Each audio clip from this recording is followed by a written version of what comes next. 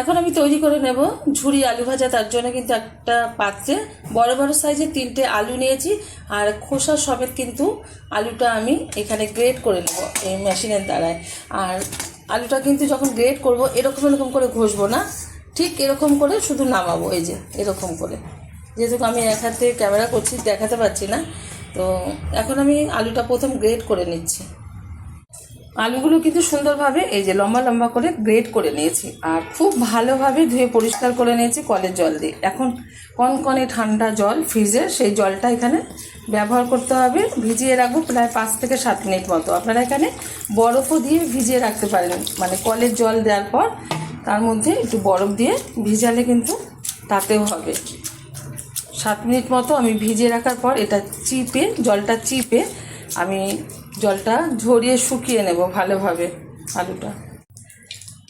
ঝুড়ি ঝুড়ি আলু ভাজাগুলো ভাজার জন্য আমি ওভেনে কড়াই বসিয়ে তাতে দিয়ে দিয়েছি বেশ কিছুটা পরিমাণে তেল। তেলটা কিন্তু গরম হয়ে গেছে, আর এখন অল্প অল্প করে আলুগুলো আমি ছেড়ে ভেজে নেবো। একবারে অনেকটা দেওয়া যাবে না, অল্প অল্প করে দিলে কিন্তু সুন্দরভাবে মুচমুচে হবে আর ভাজাটা খুব ভালো হবে। এদিকে কিন্তু এই যে জলটা ঝরানোর পর এই যে শুকিয়ে নিয়েছি একটু ফ্যানের হাওয়াতে, আমি একটা ঝুড়িতে মানে ছড়িয়ে দিয়ে, আর শুকানোর পর এই যে ভেজে নিচ্ছি, ভালোভাবে ভেজে নেব। আলুগুলো কিন্তু সুন্দরভাবে ভাজা হয়ে গেছে, তুলে নিচ্ছি একটা ছেঁকনির মাধ্যমে।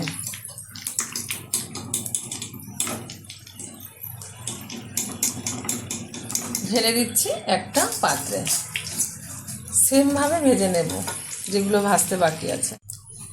আলুগুলো সব ভাজা হয়ে গেছে, এই যে একটা পাত্রের মধ্যে ঢেলে দিয়েছি। আর এখন ভেজে নেব চিনেবাদাম, একটু ভালোভাবে ভেজে নিতে হবে।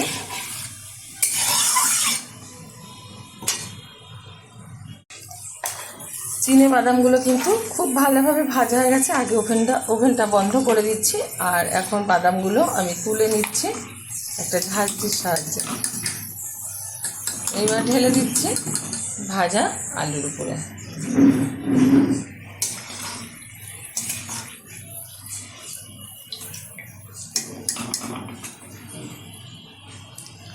এখন দিয়ে দেবো এই তেলের মধ্যে কারি পাতা।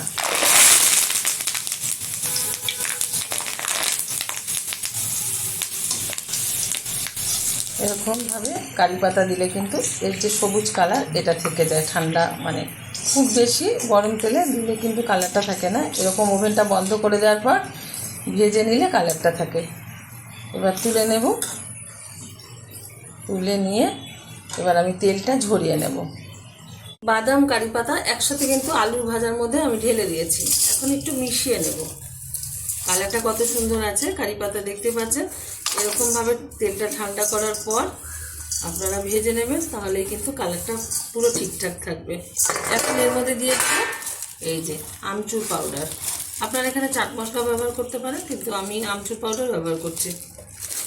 আমার এই রেসিপি যদি আপনাদের ভালো লেগে থাকে, আপনারা অবশ্যই আমার চ্যানেলটিকে সাবস্ক্রাইব করবেন, লাইক করবেন, শেয়ার করবেন। আর বাড়িতে এরকম অনুষ্ঠান বাড়ির মতন একবার ঝুরঝুরে আলু ভাজা বানিয়ে খেয়ে দেবেন, আশা করি ভীষণ ভালো লাগবে। দিয়ে দিলাম বিট লবণ। এবার ভালোভাবে মিশিয়ে নেব। মেশানো হয়ে গেছে, এখন ঠান্ডা পুরো হয়ে গেলে একটা জারে আমি ঢেলে নেব। আপনারা অবশ্যই ট্রাই করবেন এরকম একটা রেসিপি।